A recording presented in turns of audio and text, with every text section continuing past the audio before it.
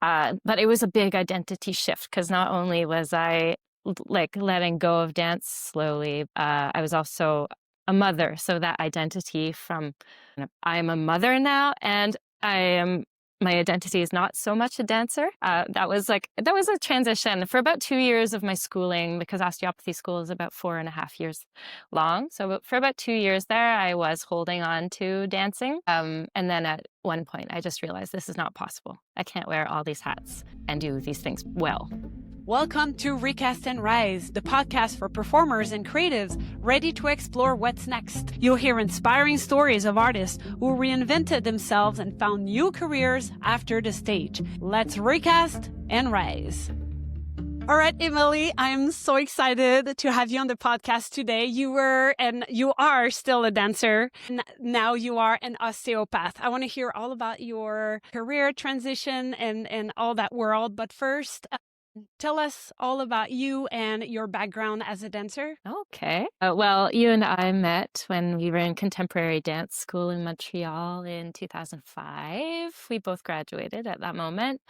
And you've been in Vegas pretty much since then while I stayed in Montreal. Yeah, I've always been attracted to a lot of different dance styles, and dabbled in contemporary dance as well as b-girling and popping and other street styles. For me, the relationship to music has always been a passion for me, so I really connect with dances that are very musical. Which sounds obvious, but in contemporary dance, it's actually not always given that relationship to music. I was always an independent artist. I worked with several companies, but always as a self-employed dancer. And I feel like I've always loved the student role for myself almost more than the performer role. The performer role is like the flower on the tree, but the work of learning the dances and practicing the dances was always more important to me.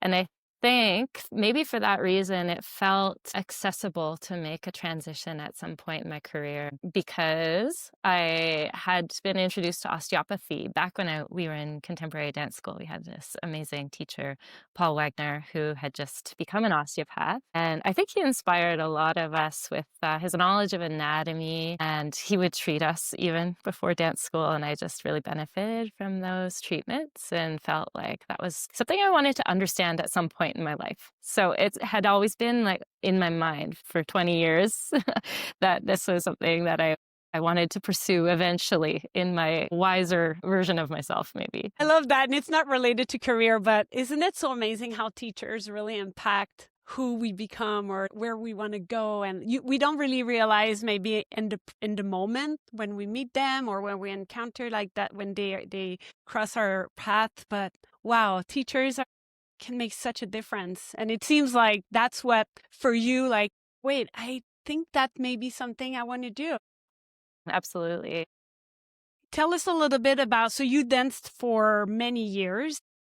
And then what kind of, and I'm sure we'll discuss all the different chapter, but you've danced for many years, and then one day you had to pull the plug in a way and like, okay, I'm starting this osteopath path, the program. What happened? What made you take the leap?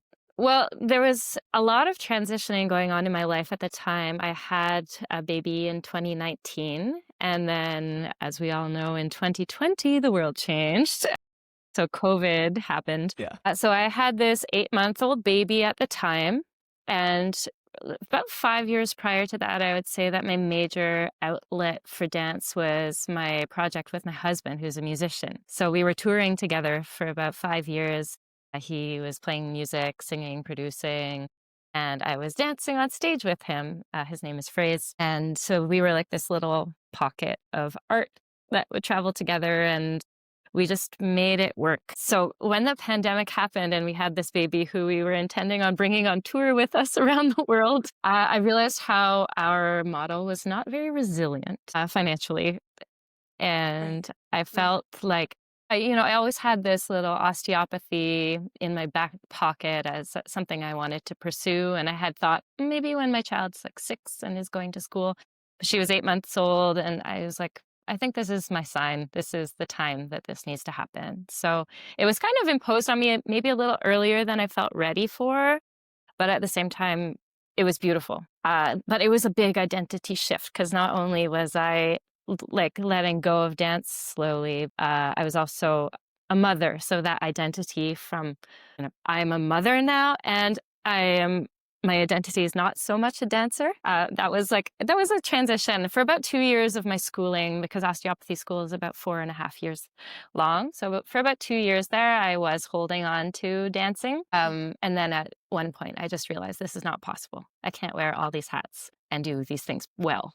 I was starting to, Yeah. go to shows, but not really having practiced enough or, just feeling like, okay, I'm not training enough to do this, or I want to be there more for my daughter, or I want to be studying more. So there's just not enough time in the day. Yeah, it sounds like you had to look at all the things that you love and okay, something's got to give. Yeah.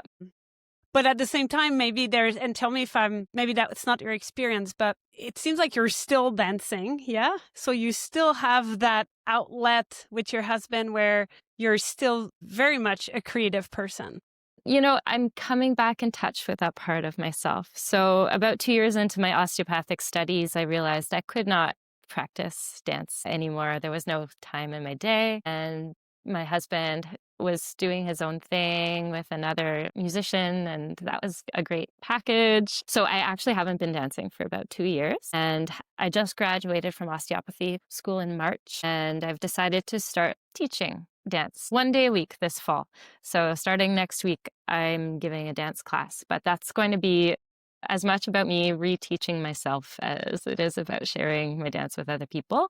And I'm just Yeah. kind of starting to get back in touch with that part of myself, knowing it's not going to take up as much space as it did in the past. But I had an interesting opportunity in Canada. We have the Dancer Resource and Transition Center who funds dancers in transition. I feel like they'd be very interested in your podcast, probably. Yes.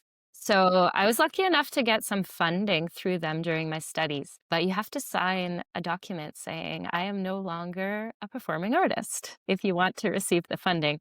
So when I signed that document, that was a hard decision to make. And I could still perform. I just cannot receive money for performing. Yes. Yeah.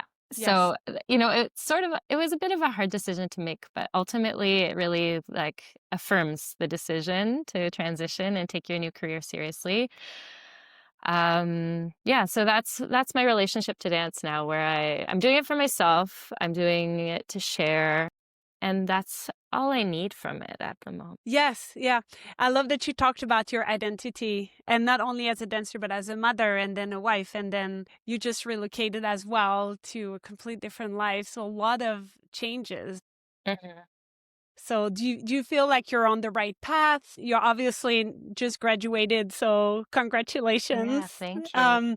How's how's that new career for you? How is it going? It's so beautiful. I really appreciate, I guess, the intimacy of the contact with my patients. And just I felt like for 4 years, I was transforming my brain. You're laying down this knowledge and this new web of information. And at first, you're making like a kind of a matrix, I guess, or like a spider web. And then, slowly, you're adding to that matrix and you're kind of connecting with your past experiences. And now to have that matrix of knowledge and to be interfacing with patients it's so beautiful. It's an investment that I'm really happy I made. That's But great. I love that. yeah, we relocated so I was living in Montreal, and we've now relocated to the woods in Nelson, British Columbia, which I is in the can see. mountains. Yeah, you It's can kind of see the beautiful. mountains. Oh, wow. It's quite smoky right now because of forest fires. But yeah, I Yes. think osteopathy is the study of nature, really. It's science and nature. And for me, there was something in my heart that really needed to be more in touch with nature. And I felt like this practice would allow me to live that and live here. Yes. Emily, you were a dancer. Mhm.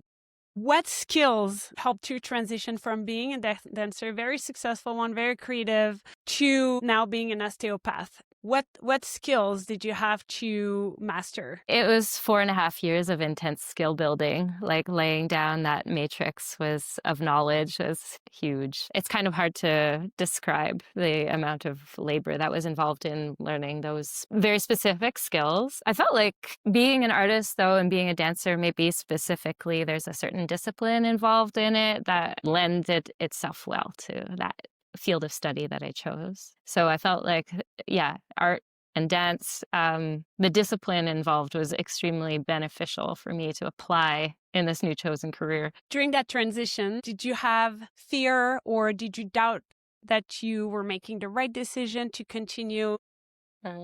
studying, or you were like, nope, I know I'm on the right path? Like, did you question that at any point? I definitely had like that in my second year of school where I needed to decide to stop dancing. There was definitely an identity crisis for me because not only was my relationship to what I thought my identity was seated in changing, but also my relationship to my husband was changing because we were no longer sharing that same space of creativity. So there was definitely a moment or, a period of months where I was like, whew, this is a big sacrifice. But then when I reframed that, I was speaking to a friend about it in that difficult time, and she said, it's not a sacrifice, it's an investment. And just that reframing of what this was and that I was not losing something, I was just investing differently, that changed everything for me. I have goosebumps. It's Oh.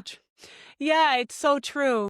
Mm. And especially it sounds like it was very demanding, which I can only imagine, that whole period of studying. Mhm. So on top of going through the study and having your little girl and the transition with your husband, like that creativity that you're talking about, maybe, I don't know, but maybe you were so close to it. It's great to have someone on the outside be like, hey, you're going to be great. This is Yeah. just a shift. Thank goodness for friends.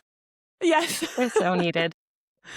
Yeah. What would you say to someone that is considering maybe at some point, either now or they know that at some point they will need to transition and find another career? What advice would you give them? I think you just have to feel it in your bones. And it's okay to fail. It's okay to try something and then realize, nope, that's not for me.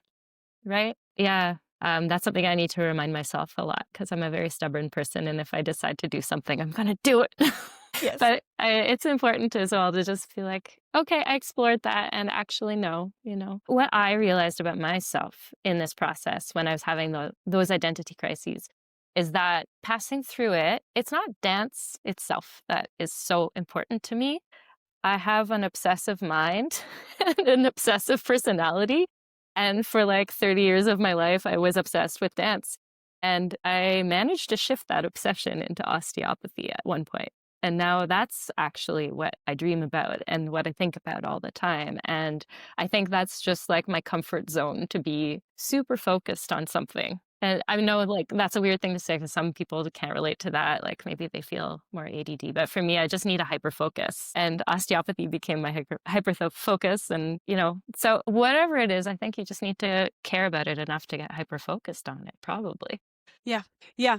And being willing to also at some point transform your identity and being okay to acknowledge that, okay, this part of me is still there, but now it's time to focus on something else. Yeah, absolutely. Because that never goes away, that former identity. It's just Yeah. changing. Yeah. Do you miss dancing?